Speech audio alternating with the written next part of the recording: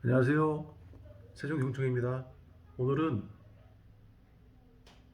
날씨가 무척 많이 쌀쌀해졌네요. 추운 날씨에 건강 유의하세요. 오늘은 가계약금에 대해 정리해드리겠습니다. 가계약금이란 매도 임대인과 매수 임차인이 본계약을 체결하기 위한 마음을 본계약 때까지 유지하기 위한 증약금입니다. 가계약의 취지, 가계약금은 법률에서 사용하지 않는 용어이지만 상거래에서 주로 통용되는 용어입니다.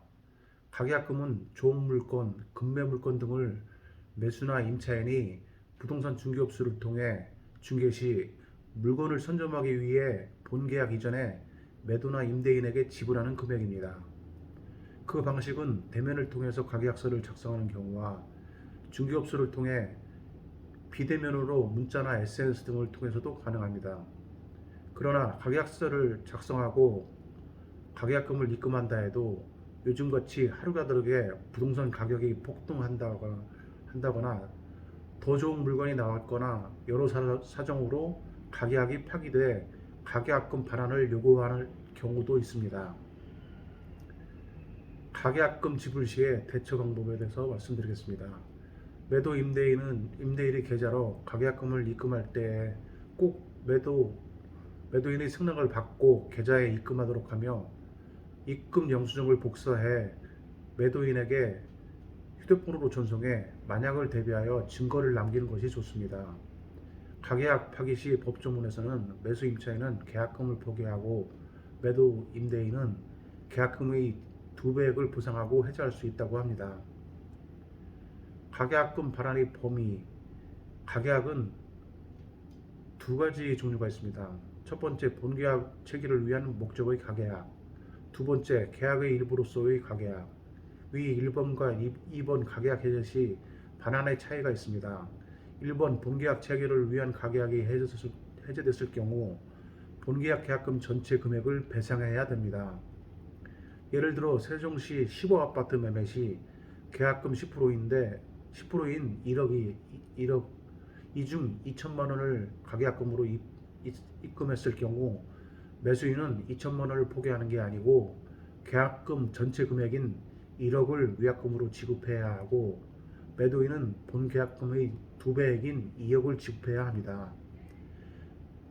계약금의 일부만 지급된 상태에서 매매계약을 해지할 수 있다 하더라도 해약금의 기준이 되는 금액은 실제 교부받은 금원이 아니라 계약서에 약정된 계약금을 기준으로 보아야 한다는 판결의 요지가 있습니다.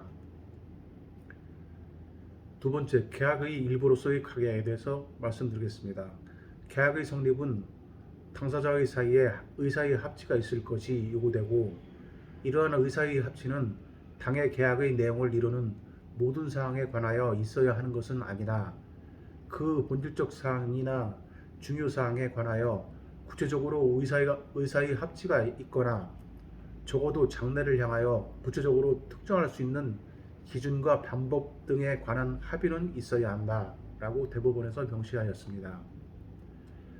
매매계약 시 특정할 수 있는 기준과 방법은 첫 번째, 매매 목적물과 매매 대금이 특정되어야 하고 두 번째, 중도금 지급 방법 등에 관한 합의가 있었다면 그 가계약서에 잔금 지급 시기가 기재되지 않았고 후에 정식 계약서가 작성되지 않았다 하더라도 매매계약은 성립하였다고 보아야 한다고 대법원에서 명시하였습니다.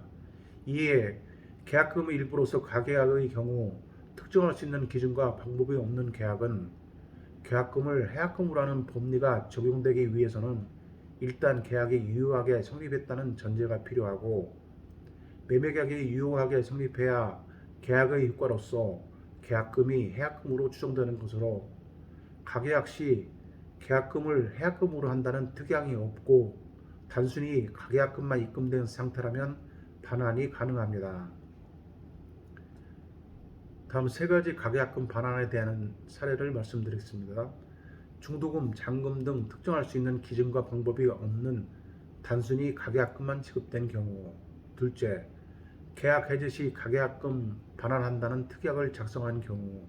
세 번째, 매도인이 대상 물건에 하자가 있는 것을 고지 않았을 경우입니다. 위에서 보셨듯이 매수인 입장에서는 가계약금이니까 발행받을 수 있겠지 하는 생각은 오산입니다. 법에서는 발행받지 못한다고 명시하고 있으니 계약하시기 전에 신중하게 꼼꼼히 따져보고 계약하시어 분쟁을 사전에 피하는 것이 현명한 방법이라고 생각합니다. 지금까지 보아주셔서 감사합니다.